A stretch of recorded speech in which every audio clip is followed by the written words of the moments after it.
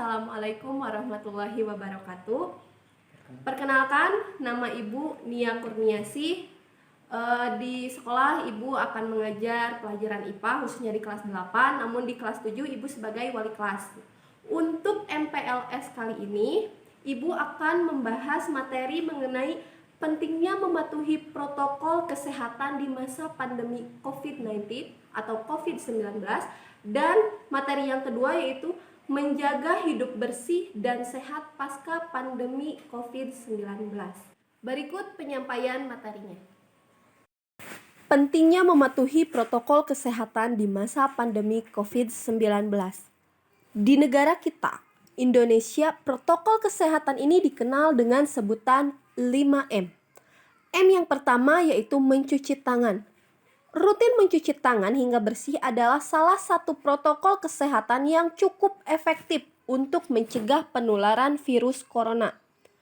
Untuk hasil yang maksimal, kalian disarankan untuk mencuci tangan setidaknya selama 20 detik beberapa kali sehari, terutama saat sebelum memasak atau sebelum makan, setelah menggunakan kamar mandi, setelah menutup hidung saat batuk ataupun bersin. Nah, untuk membunuh virus dan kuman-kuman lainnya, alangkah lebih baik mencuci tangannya itu menggunakan sabun dan juga air bersih, atau bisa juga menggunakan hand sanitizer yang mengandung alkohol setidaknya dengan kadar 60%. Untuk M yang kedua yaitu memakai masker. Beberapa waktu selang kebijakan WHO akhirnya mengeluarkan himbauan agar semua orang, baik yang sehat ataupun sakit, agar selalu menggunakan masker saat beraktivitas di luar rumah. Kebijakan ini juga sempat ditegaskan oleh Presiden Joko Widodo. M yang ketiga yaitu menjaga jarak. Menjaga jarak minimal 1 meter dengan orang lain untuk menghindari terkena droplets dari orang yang berbicara, batuk, atau bersin, serta menghindari kerumunan, keramaian, dan berdesakan. Bila tidak memungkinkan melakukan jaga jarak, maka dapat dilakukan berbagai rekayasa administrasi dan teknis lainnya. Rekayasa administrasi itu dapat berupa pembatasan jumlah orang, pengaturan jadwal, dan yang lainnya. Sedangkan untuk rekayasa teknis antara lain yaitu pembuatan partisi, pengaturan jalur masuk dan keluar, dan lain sebagainya. M yang keempat, menjauhi kerumunan. Menurut Kementerian Kesehatan RI, masyarakat diminta untuk menjauhi kerumunan saat berada di luar rumah. Ingat, semakin banyak dan sering kalian bertemu orang, maka kemungkinan terinfeksi virus corona pun akan semakin tinggi. Oleh sebab itu, hindari tempat keramaian terutama bila sedang sakit atau berusia di atas 60 tahun. Menurut riset, lansia dan pengidap penyakit kronis memiliki resiko yang lebih tinggi terserang virus corona. Sekarang, M yang terakhir, yaitu M yang kelima, mengurangi mobilitas atau kegiatan. Virus penyebab corona bisa berada di mana saja. Jadi, semakin banyak kalian menghabiskan waktu di luar rumah, maka semakin tinggi pula terpapar virus ini. Oleh karena itu, bila tidak ada keperluan yang mendesak, tetaplah berada di dalam rumah. Menurut Kementerian Kesehatan, meski sehat dan tidak ada gejala penyakit, belum tentu dirimu pulang ke rumah dengan keadaan yang masih sama. Pasalnya, virus corona dapat menyebar dan menginfeksi seseorang dengan sangat cepat. Sekarang, masuk ke materi yang kedua, yaitu menjaga hidup bersih dan sehat pasca pandemi COVID-19. Awal tahun, dunia digegerkan dengan pandemi COVID-19. Hiruk-pikuk dunia seketika senyap berfokus pada upaya menghindari makhluk nano yang tak kasat mata, yang disebut-sebut menjadi sumber masalah COVID-19. Setidaknya hingga bulan Mei 2020, ada lebih dari 3 juta kasus positif COVID-19 di seluruh dunia. Di Indonesia, bahkan diketahui bahwa fatality rate atau angka kematian infeksi SARS-CoV-2 relatif tinggi apabila dibandingkan dengan negara-negara tetangga. Setidaknya, hingga saat ini tercatat sebanyak lebih dari 12.000 kasus positif dan lebih dari 800 diantaranya meninggal dunia. Mengungkap sisi buruk pandemi COVID-19, tentu saja kita menemukan bahwa masyarakat secara paksa terdidik untuk menerapkan gaya hidup sehat dan gaya hidup bersih tanpa terkecuali. Memasak makanan sendiri menjadi hal yang sangat lumrah. Menggunakan masker menjadi hal yang sangat umum. Mencuci tangan sebelum makan menjadi hal yang sangat menjadi kebiasaan bagi semua orang. Orang menjadi lebih sadar untuk menjaga makanan dan memilah jenis makanan yang baik bagi kesehatan tubuh mereka. Bahkan, orang-orang secara sukarela menerapkan gaya hidup sehat dengan rutin berolahraga dan beristirahat cukup demi meningkatkan sistem pertahanan tubuh secara alami. Pentingnya perilaku hidup bersih dan sehat atau PHBS.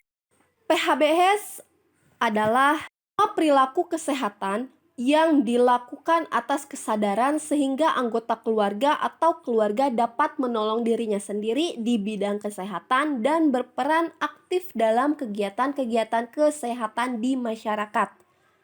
Ada beberapa manfaat dari PHBS. Yang pertama, setiap anggota keluarga menjadi sehat dan tidak mudah sakit.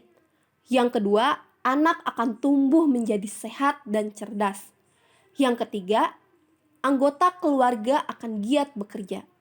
Yang keempat, pengeluaran biaya rumah tangga dapat ditujukan untuk memenuhi gizi keluarga. Dan yang terakhir, pendidikan dan modal usaha untuk menambah pendapatan keluarga. Tatanan PHBS melibatkan beberapa elemen yang merupakan bagian dari tempat beraktivitas dalam kehidupan sehari-hari. Yang pertama ada PHBS di rumah tangga, yang kedua PHBS di sekolah, yang ketiga PHBS di tempat kerja, yang keempat PHBS di sarana kesehatan, dan yang kelima PHBS di tempat umum.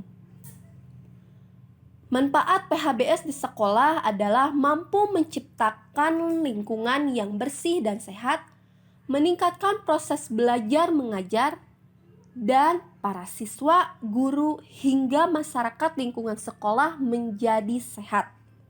Yang kedua, manfaat PHBS di rumah tangga, yaitu setiap anggota keluarga mampu meningkatkan kesejahteraan dan tidak mudah terkena penyakit. Rumah tangga sehat mampu meningkatkan produktivitas anggota rumah tangga, serta anggota keluarga akan terbiasa untuk menerapkan pola hidup sehat dan anak dapat tumbuh sehat dan tercukupi secara gizi. Manfaat PHBS di tempat kerja, yaitu para pekerja mampu meningkatkan kesehatannya dan tidak mudah sakit, meningkatkan produktivitas kerja dan meningkatkan citra tempat kerja yang positif. Manfaat PHBS di masyarakat, yaitu masyarakat akan mampu menciptakan lingkungan yang sehat, mencegah penyebaran penyakit, masyarakat akan memanfaatkan pelayanan fasilitas kesehatan dan mampu mengembangkan kesehatan yang bersumber dari masyarakat. Indikator PHBS di sekolah. PHBS di sekolah merupakan langkah untuk memberdayakan siswa, guru, dan masyarakat lingkungan sekolah agar bisa dan mau melakukan perilaku hidup bersih dan sehat dalam menciptakan sekolah yang sehat. Contoh PHBS di sekolah. Yang pertama, mencuci tangan dengan sabun sebelum dan sesudah makan. Kedua, mengkonsumsi jajanan sehat. Ketiga, menggunakan kamar mandi bersih dan sehat. Keempat, olahraga teratur. Kelima, memberantas jentik nyamuk. Keenam, tidak merokok di lingkungan sekolah. Ketujuh, membuang sampah pada tempatnya. Dan yang terakhir, melakukan kerja bakti bersama warga lingkungan sekolah untuk menciptakan lingkungan yang sehat. Hal-hal yang perlu dipahami untuk menyambut pola hidup pasca pandemi COVID-19. Yang pertama, pastikan dalam kondisi sehat apabila bepergian keluar rumah. Kedua, selalu menggunakan masker saat keluar rumah. Ketiga, selalu menjaga jarak dengan orang lain minimal 1 meter. Keempat, saat memasuki tempat umum seperti pasar, mal, ataupun restoran, usahakan untuk mencuci tangan terlebih dahulu selama 20 detik dengan sabun dan air mengalir. Kelima, upayakan menggunakan kendaraan pribadi. Keenam, upayakan membayar secara non-tunai. Apabila menerima uang dari orang lain, segera gunakan hand sanitizer sesudahnya. Ketujuh, selalu bersihkan meja kerja atau meja makan dengan disinfektan. 8. Gunakan siku untuk membuka pintu dan menekan tombol lift. 8. Kurangi menyentuh wajah atau mengucek mata dengan tangan. Gunakan tisu bersih jika diperlukan. 10. Saat tiba di rumah, usahakan segera mandi dan mencuci pakaian yang dipakai di luar. Jangan bersentuhan dengan anggota keluarga sebelum membersihkan diri. Dan yang terakhir, jika dirasa perlu, bersihkan handphone, kacamata, tas, ataupun perlengkapan lain dengan disinfektan secara berkala.